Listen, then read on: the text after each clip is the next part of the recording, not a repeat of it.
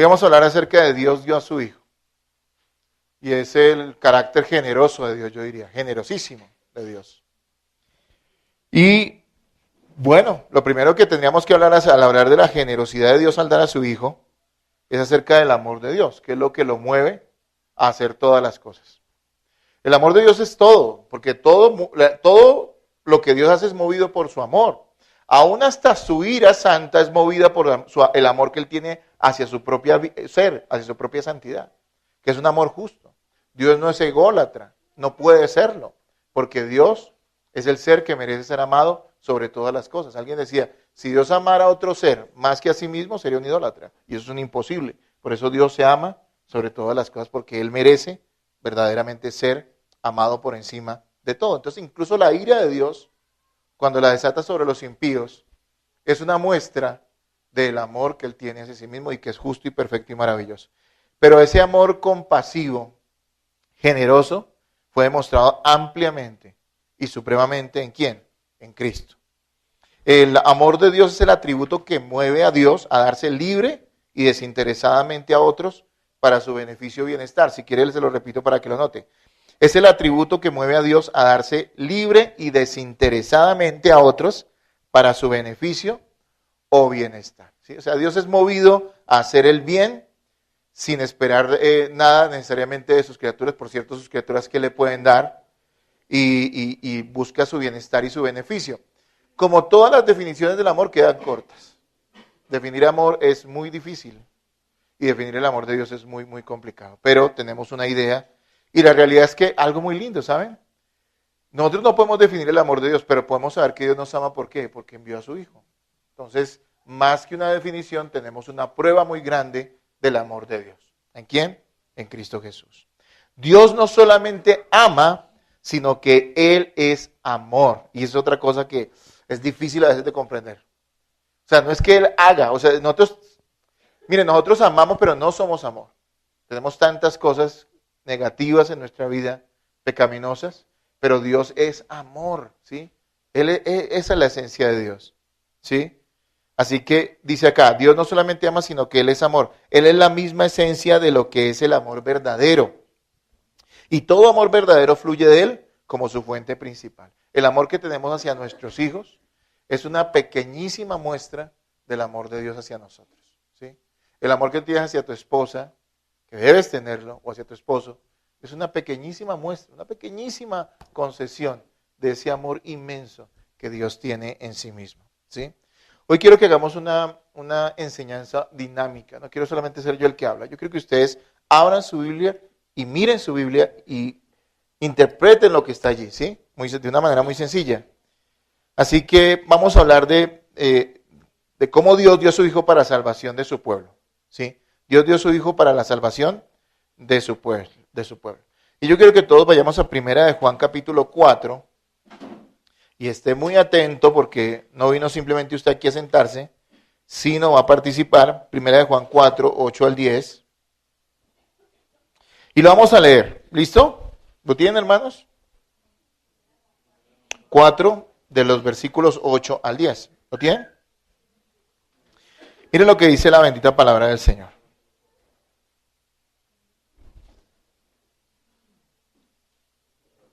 Dice, el que no ama no ha conocido a Dios porque Dios es amor. En esto se mostró el amor de Dios para con nosotros, en que Dios envió a su Hijo unigénito al mundo para que vivamos por Él. En esto consiste el amor, no en que nosotros hayamos amado a Dios, sino que Él nos amó a nosotros y envió a su Hijo en propiciación por nuestros pecados. Bien, póngale cuidado. Léalo usted solo ahí 2, 3 veces. Léalo y analícelo, ¿listo? Le doy 2 minutos, 1 minuto para que lo haga, ¿listo? Analícelo. Y vamos a ir respondiendo algunas preguntas entre todos, ¿listo? Respecto a lo que dice ese pasaje, ese texto bíblico. Así que, hermanos, léanlo, analícelo. Mire qué dice cada uno de estos versículos. Y vamos a involucrarnos en esta enseñanza. Vuelvo y lo leo. El que no ama no ha conocido a Dios porque Dios es amor. En esto se mostró el amor de Dios para con nosotros, en que Dios envió a su Hijo unigénito al mundo para que vivamos por Él. En esto consiste el amor, no en que nosotros hayamos amado a Dios, sino en que Él nos amó a nosotros y envió a su Hijo en propiciación por nuestros pecados. Léalo 2, 3 veces, degústelo, medítelo. Así hay que leer la Biblia, ¿no?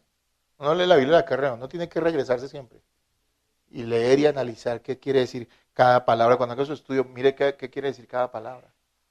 Y a veces leímos propiciación y decimos, sí, propiciación, pero no entendemos qué propiciación. Eso habría que investigarlo, ¿sí?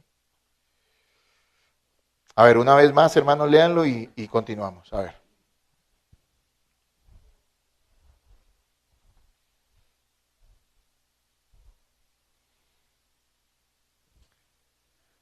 Bien, hermanos. Vamos con una primera pregunta. ¿Qué nos enseña el versículo 8 acerca de la naturaleza de Dios? ¿Cómo es Dios? ¿Dios es qué? Eso es lo que nos dice acerca de Él, ¿no es cierto? Ahora, ¿alguien está en contra de eso? No, si los pecadores son contentísimos creyendo que Dios es amor. Pero el problema es que la concepción que ellos tienen del amor de Dios es depravado, es torcido. Porque piensan que el amor de Dios es como el amor de la mamá. Y la mamá de uno es una mamá muy linda, pero es una mamá muy alcahueta. O sea, es cierto que las mamás sabias corrigen a sus hijos, pero una mamá siempre va a estar un poco parcializada hacia sus hijos. Va a negar que sus hijos son como esto, como aquello, si hacen algo malo. Pero no es así el amor de Dios. El amor de Dios también es justo, ¿sí? Y llama las cosas como son por su nombre. Entonces dice, Dios es amor y el amor es inherente a todo lo que Él es y todo lo que hace. Eso es lo que nos dice el versículo 8. Dios es amor. Aún su juicio y su ira están en armonía perfecta con su amor. Cuando Dios castiga, lo acabo de decir, a los incrédulos por su pecado, Él está actuando en amor. ¿En amor a quién? A sí mismo. En amor a su honra. En amor al resto de la humanidad, ¿no es cierto? Dios siempre obra en amor y esa es la esencia del amor de Dios. No es que por el amor de Dios Él vaya a llevar todo el mundo al cielo. Eso no dice la Biblia. Dice que el amor de Dios es justo y que el amor de Dios está en armonía con sus demás atributos. Vemos la segunda pregunta. Según el versículo 9, ¿cuál es la más grande manifestación del amor de Dios hacia su pueblo? ¿Cuál, perdón? Ahora, yo les pregunto algo. ¿Alguien tiene derecho a dudar del amor de Dios? ¿Alguien? ¿Por qué? A ver, si usted es pobre, vive debajo de un puente, está enfermo, pero usted es un creyente. Si eso pasara, y mire que gracias a Dios eso no nos ha pasado a ninguno, pero si eso pasara, ¿Dios no nos ama? Vuelvo y se los pregunto.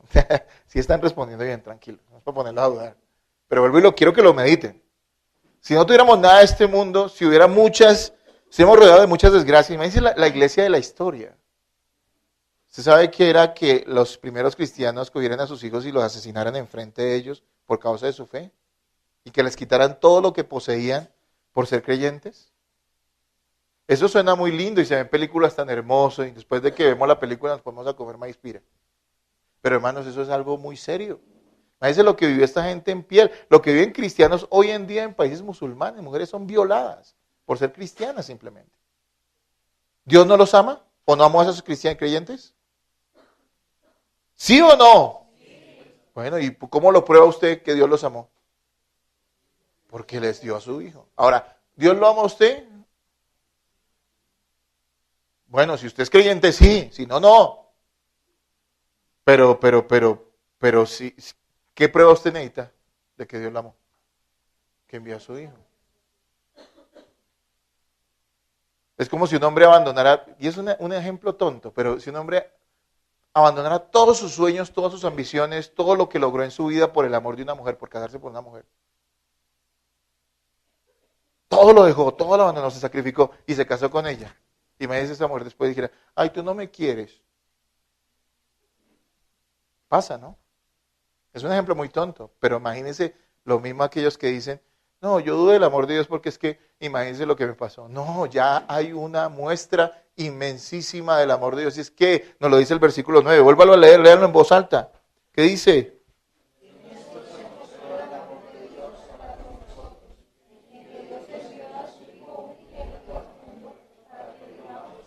¿Para qué nos sirve ese regalo, de acuerdo a este pasaje? ¿Para qué nos sirve el regalo del amor de Dios de enviar a su Hijo? ¿Para qué? Para que vivamos por Él. ¿Por qué? Porque estamos muertos. La gente en el mundo anda de aquí para allá, dice creer en Dios, pero está muerto espiritualmente. Pero Dios nos dio vida a través de ¿qué? De ese precioso regalo. No importa. Yo escuché gente hasta detrás de púlpitos diciendo que porque les había pasado yo no sé qué cosa, que ellos le cuestionaban a Dios y le decían que no lo amaban. Y realmente es algo que a uno le hiela la sangre porque no puede ser así. Un creyente no puede dudar del amor de Dios. Porque Dios dio a su Hijo. ¿Qué es lo más precioso que nosotros podemos tener en esta vida? Pues la vida misma. Pero si la perdemos, igual, ¿qué pasa? Dios nos sigue amando. ¿O no dice eso Romanos 8? ¿Se acuerdan? Ni la muerte, ni la vida, ¿qué? Podrá separarnos del amor de Dios, que es en Cristo Jesús. Ojalá note eso en su cabeza, en su corazón, y siempre lo sepa. Y créanme que esto me lo hablo yo también, porque como soy todavía revestido de carne, también a veces trata de venir esas dudas y esas cosas. No, Dios me ama. ¿Por qué? Porque envió a su Hijo al mundo para que yo viva por Él y también me regaló la fe en Jesucristo. Amén. Miren, nadie debe dudar del amor de Dios. El amor de Dios es sacrificial. Dio al más precioso sin que tuviera que hacerlo. O sea, es que Dios no tenía que enviar a su Hijo, pero Él lo hizo. Miren, si Adán y Eva eran pecado y todas sus generaciones nacieran sin ninguna posibilidad de salvación, Dios seguiría siendo justo. Seguiría siendo justo. Porque es que muchos dicen, es que si Dios deja que los hombres se pierdan, no es justo. No, sí es justo. Nadie duda que le metan 100 años de cárcel al señor Garavito, que violó 140 niños, ¿sea justo? ¿Alguien duda de que eso sea justo? Más bien la gente está diciendo que es injusto porque a eso no los condenaron, sino mucho menos. ¿Alguien dudaría de que el peor asesino que lo envíen 50, 60 años a la cárcel sería injusto? Nadie. Nadie debería dudar que lo que merecen los hombres después de haber caído en pecado es el infierno. Es que en Cristo no se manifestó solo la justicia de Dios, sino la misericordia de Dios, que es lo que estamos hablando en el culto, el atributo. Entonces, hermanos, sí, Él no tenía por qué enviar a su Hijo, pero lo hizo. ¿Por qué? Porque se ama a sí mismo y sabe que su gloria es reivindicada a través de ¿quién? De Jesucristo. ¿Sí? Dios no iba a dejar su nombre manchado. O sea, Dios no pierde. Porque el hombre cayera, no iba a perder su creación. Aunque Dios no salva a todos los hombres, salva a muchos. Y en ellos no solamente está representada la victoria de Dios sobre el pecado y sobre la maldad, sino la gloria de Cristo. Porque lo que Dios hizo en la cruz es mayor que si Adán y Eva nunca hubieran pecado. ¿Se dan cuenta de eso? ¿Se dan cuenta de eso? Si Adán y Eva nunca hubieran pecado, no habría tanta gloria para Dios como el hecho en que el hombre pecó y Cristo vino al mundo y se entregó por viles pecadores. ¿Sí lo entienden? Allí es que Dios es más glorificado. Así que siempre démosle gloria por ¿quién? Por Cristo. Yo creo que esta iglesia cada vez sea más de alabanza, hermano. Nosotros tenemos que cada vez perfeccionar más nuestra adoración en el culto, llegando temprano, adorando, cantando de corazón. Que nuestros cantos sean más bíblicos, que lo que hagamos, el amor que demos a los demás, que es también una muestra de adoración, sea más perfecto. ¿Por qué? Por esto. Es que es la única razón. O sea, Cristo lo dio todo por mí, ¿yo qué derecho tengo sobre mi vida? Yo quiero vivir para Él. Amén. Espero que así sea en tu vida. Debe ser así. El juicio del pecado en la cruz fue el ejemplo supremo del amor de Dios. Pues Él derramó su ira sobre su Hijo amado, quien ocupó el lugar que correspondía a los pecadores. Recuerde, Cristo en la cruz no está recibiendo un castigo que Él merecía, porque Cristo es Dios y es hombre sin pecado. Él estaba tomando el lugar que a usted le correspondía y muriendo por sus miserias, por su pecado, por el suyo. Así que esa es la gran muestra del amor de Dios. Vamos a una tercera pregunta. ¿Qué dice el versículo 10? Bueno, según el versículo 10, ¿es el amor de Dios una respuesta a nuestro amor por Él? ¿Sí o no? ¿Y por qué? A ver, ¿por qué?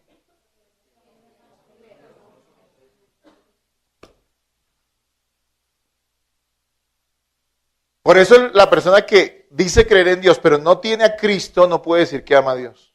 Los locos esos de musulmanes, que se estrellan contra un edificio y creen que lo hacen dizque por amor a Dios, Alá. Yo les digo, Alá no es Dios, eso es un ídolo. Ah, no, que Alá y Dios lo mismo. No, basura. Alá es un ídolo, ese no es el Dios de la Biblia. ¿Sí? Ellos creen que lo hacen dizque por amor a Dios, pero ellos no creen en Jesucristo. Así que no hay ningún amor a Dios.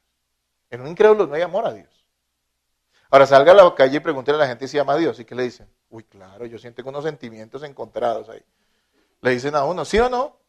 Porque la gente cree que esto es una cuestión romántica, novelesca. Ellos dicen, sí, pues yo creo en Él y de alguna manera lo amo. No, el amor a Dios es un regalo que Él nos da porque primero que nos amó. Si Dios no nos ama, nosotros no podemos amar a Dios. Entonces, Dios no amó a quienes lo amaban. ¿Se dan cuenta de eso? Nosotros amamos a quienes. A quienes de cierta manera merecen nuestro amor. Nuestros hijos, a veces no se ganan nuestro amor y de verdad que hay hijos bien complicados, pero igual son nuestros hijos, son nuestras sangre, son nuestros huesos, son nuestra piel, son nuestra, lo que quiera, ¿sí me entienden? Y entonces los amamos, es algo interno. Y de cierta manera tienen esa bendición del amor nuestro porque son nuestros hijos. Amamos a nuestro esposo, a nuestra esposa, porque aunque el amor no debe ser condicional, sí, claro, uno se ganó el amor de una mujer. Fue detallista, fue atento, se interesó en esa persona y esa mujer también se interesó en él. Y ese amor se ha vivido a lo largo del tiempo porque conviven y se respetan y se aman, digámoslo así. Pero es que Dios amó a los que no merecían ser amados. Por eso Él nos dice, amen a sus enemigos, y a nosotros nos parece eso, súper complicado. Amen a sus enemigos, pero es que eso fue lo que Él hizo. ¿Se dan cuenta que ningún mandamiento de Dios es algo que no sea Él? Es que si Dios dice no mientan es porque Él es la verdad. Y si Dios dice no adulteren es porque Él es puro. Y porque Cristo solo se une ¿con quién? ¿Con cuál? Con su esposa, que es su iglesia. Jesús no es adúltero. Hasta me cuesta decir eso, me aterra. Pero es así, Él no es así. Algunas preguntaba a alguien, bueno, ¿y Jesús se hubiera podido casar en la tierra? No, porque ella tiene una novia, su esposa, que se está preparando ¿para qué? Para esas bodas hermosas. ¿Amén? No que casarse fuera un pecado, nunca lo es. Pero digo que en el caso de Cristo ya tenía una prometida. ¿Amén? ¿Sí ven lo lindo? ¿Sí ven lo hermoso? Dios no amó a quienes le amaban, sino que Él tomó la iniciativa soberana. ¿Por qué Dios nos amó? Porque quiso. Hay una canción de Marcos Vidal, ¿no? Dice, no sé cómo, pero sé que soy distinto. Dice, no sé qué hice para ser tan amado. Yo sé que Él entiende las cosas, pero es que no comprenderemos nunca por qué Dios nos amó, nunca. Bueno, tal vez en la eternidad, pero realmente no hay razón, simplemente Él quiso hacerlo y punto. Y es soberano para amar. El amor proviene de Dios y lo da a seres que son indignos de su amor. ¿Usted cree que es indigno del amor de Dios? ¿Sí o no? ¿Sí o no? No, cada quien responde en su corazón. Yo creo que soy muy indigno del amor de Dios. Y eso hace que cada vez yo me mueva más a querer amar a Cristo. Porque amo a alguien que no merece ser amado. Si alguien cree que es digno de ser amado por Dios, de hecho le diría algo, esa persona no es amada por Dios. Porque esa arrogancia y ese desenfoque hace que se note su falta de fe, su falta de entendimiento en lo que la palabra enseña. No merecemos, pero Dios nos ama y tenemos que abrazar ese amor con fuerza, darle gracias. El amor de Dios fue expresado ¿en qué? En la propiciación. Ahí dice la palabra propiciación. ¿Qué es la propiciación? La propiciación de nuestros pecados. Eso quiere decir que Cristo satisfizo, es decir, apaciguó, calmó la ira de Dios en nuestro lugar. Cuando hable de propiciación en algunas partes de la Biblia, en la teología, siempre sepa que se trata de apaciguar la ira. O sea, Dios tenía una ira santa contra nosotros lista para ser ejecutada. Con justicia, con sobradas razones para derramar su ira sobre nosotros. Pero ¿quién recibió esa ira en lugar de nosotros? Cristo. Por lo tanto, Él es la propiciación. Se usa la figura porque en esas religiones antiguas se calmaba la ira de los dioses ¿con qué? Con sacrificios. ahora resulta que no es nada, esto no tiene nada que ver con paganismo ni nada de esas cosas tontas, sino está hablando de quién, de Cristo, que es el sacrificio perfecto. ¿Se acuerdan lo que dijo Juan cuando vio a Jesús yendo hacia el bautismo? He ahí el Cordero de Dios que quita el pecado. El Cordero es clarito, es la imagen de aquel animal que tenía que morir en lugar del pecado, por el pecado de otro, perdón. Y que Cristo no es un cordero, Cristo es el Cordero de Dios, que no solamente quita, pues realmente los corderos en el Antiguo Testamento no quitaban nada, simplemente eran algo que cubría que temporalmente la ira, el juicio de Dios sobre esa persona, porque recordaban a quién, o porque apuntaban a quién, al gran sacrificio que era Cristo. Pero Cristo sí es el sacrificio perfecto. Su sangre fue derramada para que la ira de Dios no caiga sobre nosotros. Eso se refiere a propiciar. Propiciar es quitar la ira por medio de una ofrenda. Anótelo para que lo tenga ahí la próxima vez que la vea. No diga, ¿qué será esto de propiciar? Ay, qué pereza, yo mejor me tomo un tinto. No diga, propiciar es quitar la ira por medio de un sacrificio o de una ofrenda. ¿Qué podemos concluir de este pasaje? Dios envió a su Hijo para morir por los pecados de su pueblo. Y esta es la demostración más grande de su inmenso e incondicional amor. Hermanos, no dude jamás del amor de Dios si usted es un creyente. No dude. Ese amor es muy fuerte, muy grande. De verdad que uno se alcanza a asombrar muchísimo y a quedar como indefenso, yo diría de esa manera, frente a ese gran amor, que es algo que no comprendemos, pero que vivimos, que sabemos que es cierto por nosotros. Quien ha sido amado por Dios, ama a Dios y no desea vivir para ir en contra de él. ¿Sí? Hay gente que dice, yo amo a Dios, pero nunca se congrega, digamos, nunca va a una iglesia, nunca escucha la palabra. ¿Será eso amor? Por ahí dicen un refrán en el mundo, y no lo repiten, no lo van a decir, pero ustedes saben la idea, amor de lejos, ¿no? Ya saben qué es. Y hay gente que dice que ama a Dios, pero está lejos de él. No hay amor.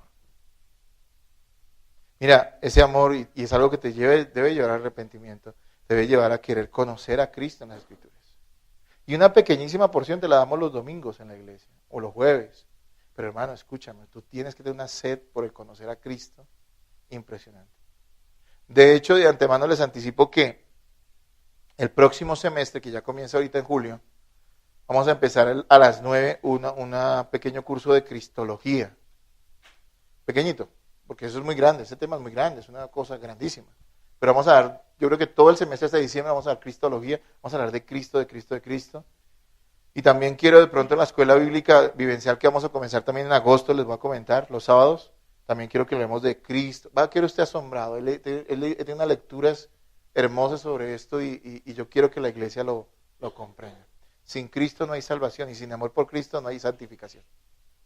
¿Qué lo mueve uno a vivir alejado del pecado si no es el amor a Cristo? Hay gente que quiere vivir lejos del pecado por temor a la iglesia, pero es que la iglesia solo es simplemente un lugar donde Dios ministra su amor y su gracia, pero el temor lo deberías tener ¿de quién? De Dios, de Cristo, a quien amas. Bueno, sigamos porque tenemos tiempo, mire qué bueno, nos queda todavía tiempo. Vamos a ir a otro pasaje, Romanos 5.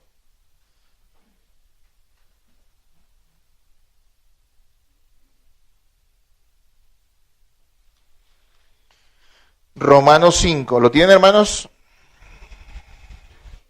Vamos a leer del 6 al 9.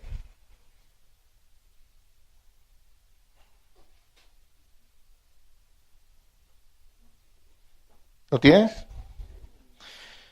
Porque Cristo, cuando aún éramos débiles, a su tiempo murió por los impíos. Ciertamente apenas morirá alguno por un justo, con todo pudiera ser que alguno osara morir por el bueno, mas Dios muestra su amor para con nosotros en que siendo aún pecadores, Cristo murió por nosotros. Pues mucho más, estando ya justificados en su sangre, por él seremos salvos ¿de qué? De la ira. Amén. Bien, léalo ahí en un minuto, vuélvalo a leer ese pasaje, analice qué es lo que está diciendo, mire las palabras, mire el sentido que tiene. Y ahorita vamos a responder 3 preguntitas más ya para ir terminando hoy esta enseñanza.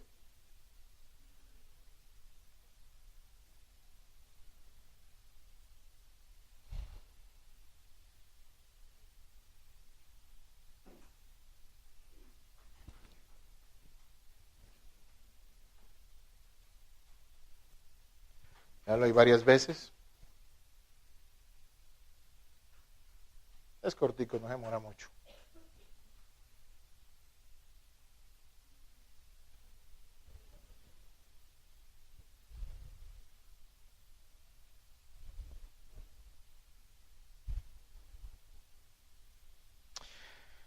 ¿Listo, hermanos?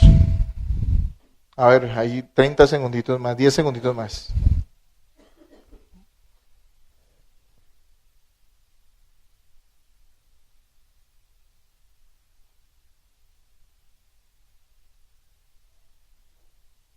Listo, hermanos.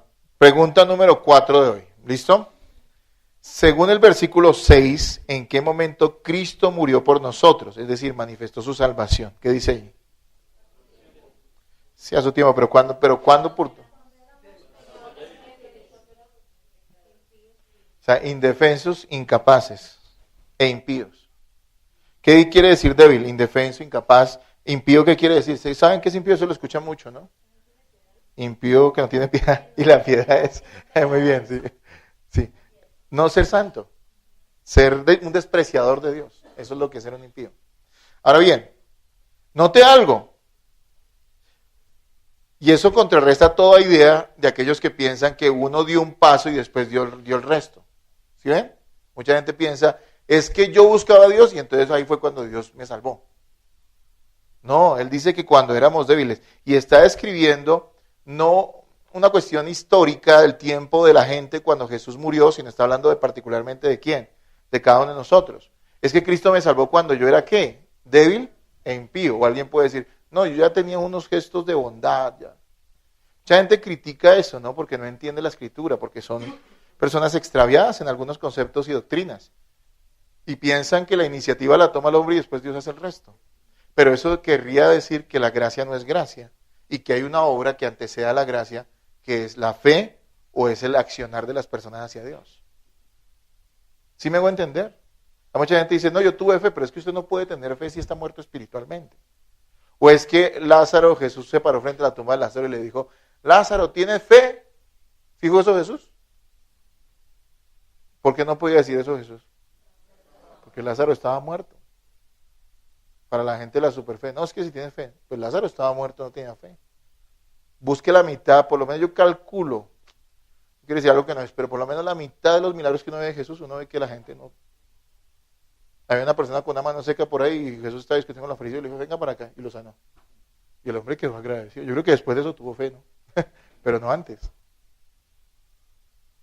¿Sí ven? Ahora, ¿quiere decir que no debemos tener fe? No. La fe es un don de Dios que tienen todos los creyentes inevitablemente. Si no tienes fe, no puedes agradar a Dios. Pero escúchame, es Dios quien toma la iniciativa, porque aquí lo dice. A su tiempo. ¿En el tiempo de qué? En el tiempo de Dios. A veces preguntamos, bueno, pero ¿por qué Dios no me salvó antes? Bueno, Dios tiene su tiempo. ¿Por qué el ladrón en la cruz no fue salvado antes de que robara? ¿Por qué? ¿Ustedes qué creen? A ver, vamos a echar cabeza, hermanos. ¿Por qué creen ustedes? A ver. Sí, bueno, es una buena respuesta, Dios tiene su tiempo, pero pensemos un poquito más. Claro. Es que allí fue donde Cristo fue glorificado. Ese ladrón estaba predestinado para que muriera donde? En la cruz al lado del Salvador. No antes. Bueno, tal vez en el momento él no tuvo ni siquiera tiempo de pensar, pero tal vez hubiera dicho, de la que me hubiera librado si Jesús me salva antes, no estaría acá, no sería un ladrón. Pero no fue en el tiempo. Ahí Cristo era glorificado, dinos.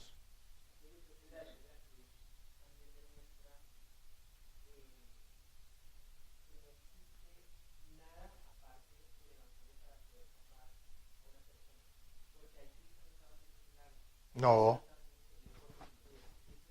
Peor momento para creer en Jesús.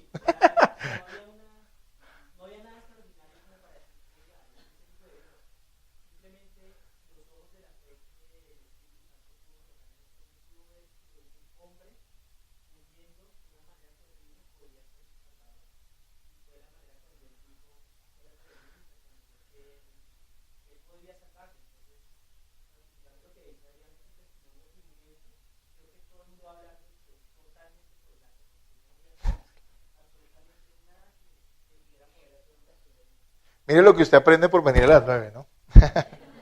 Todo esto es muy importante. Note algo, es que es solo gracia. ¿Cuál era el peor momento para creer en Jesús? Si es que Jesús estaba siendo muerto ahí, el ladrón podría decir, a este lo están matando por algo. No estaría aquí, yo soy un ladrón y él lo reconoció y el otro también. Pero ¿por qué lo están matando? Si fuera Dios no estaría aquí crucificado y sufriendo.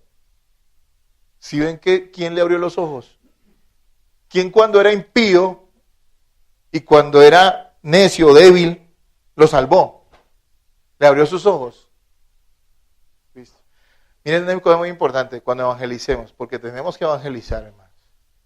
Si usted está callando, está pecando, hermano. Tenemos que movernos a eso. Yo creo que también que la iglesia entienda eso. A veces la gente dice, no, pero ¿qué va a creer? No, vaya y hágalo. Que Dios no necesita ayudas. Cuando Él salva, salva, hermanos. Usted simplemente sea el vehículo por el cual Dios le lleva el mensaje de salvación a las personas. No, pero esa persona, no importa. Pero es que está en una situación, pero en ese momento está dolido. Tal vez sea el momento ideal. Hágalo. Amén. Porque ¿quién salva? Él, no nosotros. La salvación es de ¿quién? Del Señor.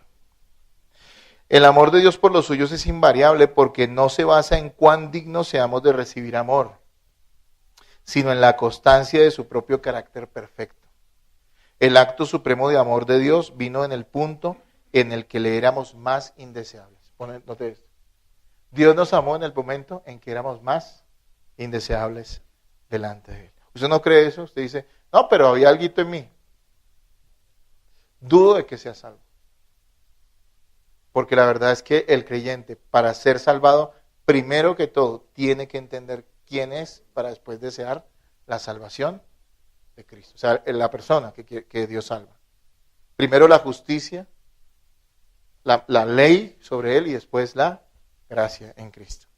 Bien, hermano, rápido porque ahora sí se nos está avanzando el tiempo. De acuerdo con los versículos 7 y 8, ¿cómo podemos comprender la magnitud del amor de Dios para con nosotros? Mire, 7 y 8, si quiere volvamos a leer ahí que dice, ciertamente apenas morirá alguno por un justo, con todo pudiera ser que alguno osara morir por el bueno, mas Dios muestra su amor para con nosotros en que siendo aún pecadores, Cristo murió por nosotros. Entonces vuelvo y le repito la pregunta, de acuerdo con los versículos 7 y 8, ¿cómo podemos comprender la magnitud del amor de Dios para con nosotros? A ver. Sí, pero note que están enlazados 7 y 8, ¿sí nota? Es una de las cosas que usted tiene que aprender al estudiar la Biblia. Está diciendo primero esto y lo compara con otra cosa. ¿Sí lo nota? Versículo 7 nos dice, esto hace un hombre, pero esto fue lo que hizo ¿quién? Dios. Entonces mírelo, analícelo. Usted tiene que aprender a interpretar la Biblia y a estudiarla. Entonces dice, ¿cómo podríamos, de acuerdo a eso, cómo podemos entender la magnitud o comprender la magnitud del amor de Dios para con nosotros? A través de esa comparación, ¿no es cierto? ¿Y qué compara? ¿Qué cosas compara? Sí. Exacto. Ahora, yo leyendo aquí, estudiando y leyendo algunos comentaristas doctos, dicen que de todas maneras Pablo pues está hablando de algo que no necesariamente los hombres hagan, sino que él lo toma como un ejemplo. Pero la gente no da la vida por otro, difícilmente. Ahora, puede que uno dé la vida por su hijo, es cierto. Puede que alguien se esfuerce y se martirice por otras personas.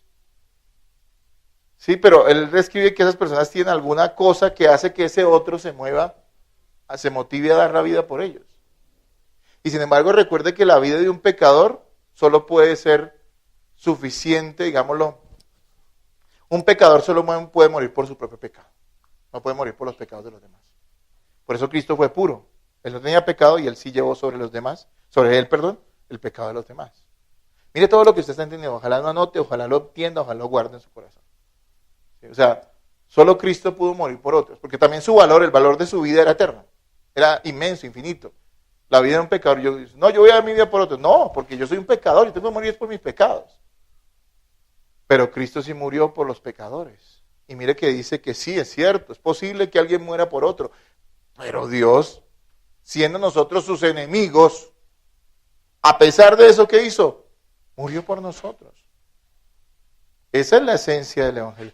¿No se asombra usted de eso? Bueno, parece que no. Hermanos, sí, yo me asombro. Esto lo he escuchado hace 30 años, casi 30 años. Pero yo me sigo estremeciendo frente a eso. ¿O no es así? No se familiarice indebidamente con las cosas santas. Recuerde los pecadores que éramos, incluso aún hoy pecamos, y Cristo murió por todos esos pecados. Este acto de amor divino fue singular y sin paralelo en nada que hubiese existido en la experiencia humana.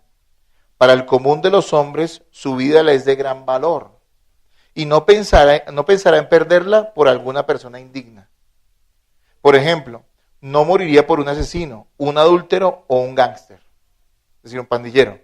De hecho, le costaría morir incluso por un justo, a cualquier persona. Por alguien que sea honrado y fiable le costaría morir. Pero no, le costaría morir. Es posible que en un caso extremo estuviese dispuesto a morir por un hombre de bien, entre comillas. Pero solo Cristo murió por gente malvada y gente que lo odiaba. Esa es la muestra del amor. Esa es la gran muestra del amor de Dios. Vamos con la última pregunta. Dice, según los versículos 9 y 10, ¿cómo podemos los creyentes estar seguros de que el amor de Dios por nosotros no se acabará ni traerá su ira sobre nosotros? Volvamos a leer 9 y 10. Léanlo ustedes y me colaboran.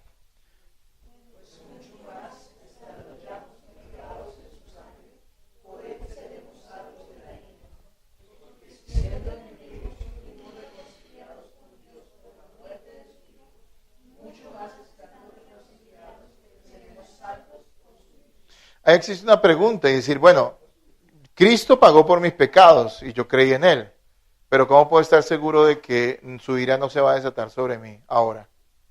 Si aún todavía yo tengo una lucha con el pecado y hay cosas que no he abandonado y debo abandonar, pero estoy en la lucha y bueno, mi fe está firme en Cristo, pero aún hay pecado en mi vida. ¿Cómo estamos seguros de que la ira de Dios no se va a derramar sobre nosotros? ¿Cómo se derramará sobre el mundo? ¿Cómo? De acuerdo al versículo, ¿no? Exacto. Si ya fuimos justificados, eso no fue temporal. Es que mire, yo le digo todo esto es muy importante porque hay iglesias cristianas a las cuales yo bendigo. Algunas tienen, gracias a Dios, muchas, alguna base sólida en el Evangelio, a pesar de que tienen muchos errores encima, doctrinales. Pero hay unas que, digamos, algunas de esas llevan a la gente como a pensar, y desafortunadamente son muchas, que como la salvación se pierde, ¿no? Entonces, básicamente, ¿qué están diciendo ellos? Yo creo que están negando este versículo. ¿Sí notan? La gente se aterra. A veces uno pronto puede hablar con algún pastor, tal vez se le da una la oportunidad, y hablamos, bueno, yo estoy seguro que la salvación se pierde porque la Biblia lo enseña. Y él dirá, no, pero ¿cómo se le ocurre? Si la gente cree que la salvación no se pierde, entonces van a vivir impíamente. Lo chistoso es que en las iglesias están llenas de gente que cree que la salvación se pierde, igual viven como el diablo, ¿o no? Si ven que es que no es el temor a esas cosas lo que hace que una persona viva santa, sino es más bien la gracia de Dios en sus vidas lo que los hace querer vivir en santificación. Hermano, yo soy consciente, Nain Arias, que si Cristo me salvó a mí, yo he confiado en Cristo, porque es lo único que tengo, mi fe en el Señor. Yo no tengo méritos, es la fe en Cristo lo que tengo. Yo no dudo de que Él me va a llevar al cielo, pero no por mí, sino por lo que Él ya hizo por mí. Y la Biblia lo ratifica. Y eso no me mueve a mí a ser impío. Yo tengo una lucha con el pecado como ustedes, pero yo odio el pecado. Quiero vivir para Cristo y todos los días soy consciente de que tengo que orar y depender de Él para estar lejos de la maldad. O sea, yo no quiero engañar a mi esposa, yo no quiero estafar a nadie. Yo quiero vivir para Cristo. Y soy consciente de que yo tengo el cielo en Cristo garantizado. ¿Quién hace eso? ¿Quién hace eso? Dios mismo, que santifica. ¿Sí me hago entender, hermanos? Entonces, quienes dicen que que la salvación se puede perder, yo creo que lo que están diciendo implícitamente es que hasta que uno se convierte, pues la sangre de Cristo le perdona todos sus pecados. Pero de ahí para adelante, aunque entienden la gracia, en algún aspecto, dicen, pero usted tiene que colaborarle a esa gracia, supuestamente. ¿Para qué? Para que sus pecados no sean tan graves como para que usted llegue a un punto en que pierda la salvación. Y si notan que esa doctrina es completamente antibíblica, y la próxima vez que alguien le diga eso, pues léale Romanos capítulo 5, versículos 8 y 9, ¿no? Se lo puede leer y la persona tendrá que reconocer si es sensata, ¿no? 9 y 10, perdón. Si Cristo ya pagó el mayor precio para salvarnos, mucho más ahora Él nos librará del juicio y de la ira de Dios. Mientras éramos enemigos de Dios, Cristo por su muerte pudo reconciliarnos con Dios. Ahora que somos hijos de Dios, es indudable que el Salvador puede preservarnos por su poder viviente. Hermano, entiéndalo de la siguiente manera. Hablo con los que son creyentes y se han rendido a Cristo por la fe. ¿Sí? Hermano, usted que ha confiado en Cristo, antes era enemigo de Dios y Dios tuvo paciencia y misericordia con usted. No que fuera salvo, pero tuvo paciencia o no. Piensa en la cantidad de maldades que usted hizo. Ahora, que ahora está en Cristo, ya no es su enemigo. Ahora es su hijo. Ahora es santificado, es redimido por Cristo. ¿Hay lógica en que Él no sea capaz de justificar, de llevarnos hasta la gloria, si ya no somos sus enemigos, ahora somos su familia? ¿Sí ven que no tiene sentido? El mismo Cristo que salva es el mismo Cristo que sostiene a los que confían en Él. Ahora, si usted dice, yo soy salvo, confío en Cristo, entonces venga, nos vamos a dar aquí gusto y vamos a darle gusto a la carne y vamos a vivir en pecado, porque es que en cualquier momento yo sé que me arrepiento y el Señor me salva. ¿Qué pasará con una persona que piensa así? Puede ser, hermano, nunca ha sido salvo. Eso no es la mente de un cristiano. Ese no es el corazón de un cristiano. El cristiano vive humilde, dice, Señor, me salvaste, yo era tu enemigo. Merecía que me mataras de la peor manera y no lo hiciste. Merecía el infierno, pero no me lo diste. Ahora, Señor, que tú me has salvado, yo no voy a vivir para el pecado. Esa era la pregunta que hacían los romanos, ¿no? Le decían a Pablo, bueno, entonces si es por gracia y solo por gracia, entonces pequemos para que la gracia de Dios abunde. ¿Y qué le respondía a Pablo? Le decía, no, oiga, yo me imagino Pablo, bueno, no quiero decir cosas indebidas, pero diría, uy, qué brutos. Si ustedes han muerto al pecado, ¿cómo van a vivir aún en él? Si esto ya es una cosa pasada, eso ya no es su vida. Ustedes ya no pueden seguir en eso. ¿Usted ha muerto al pecado, hermano? Tiene que morir el pecado. ¿Y cómo muere el pecado? Solo por la fe en Jesús. Hermanos, ¿cuál es el regalo más grande de Dios para nosotros? Eso decía el jueves en la oración. Decía la gente, a los hermanos que vinieron. La gente pasa y testifica, ¿no? Y uno escucha los testimonios aquí y allá, ¿no? Y dice, no, el Señor me dio una casa y todos, gloria a Dios. Y pues, yo deseo que Dios les dé casa a todos ustedes, hermano. Pero eso, Dios me dio una casa, uy, gloria a Dios, poder. El Señor me sanó de una enfermedad, uy, gloria a Dios. Y bueno, yo deseo que los hermanos sean sanados, yo lo deseo. Y uy, no, mejor dicho, Dios es grande, Dios nos ama. Pero ¿quién pasa al frente y dice, no, hermanos, yo no tengo nada, pero ¿saben qué? Cristo me amó, siendo yo un miserable pecador. Y aquí estoy delante de ustedes, porque Él me ha dado vida, misericordia, y me dio a su Hijo. Yo no necesito más pruebas de su amor. Él me dio a su Hijo, y me dio fe en Él. Amén.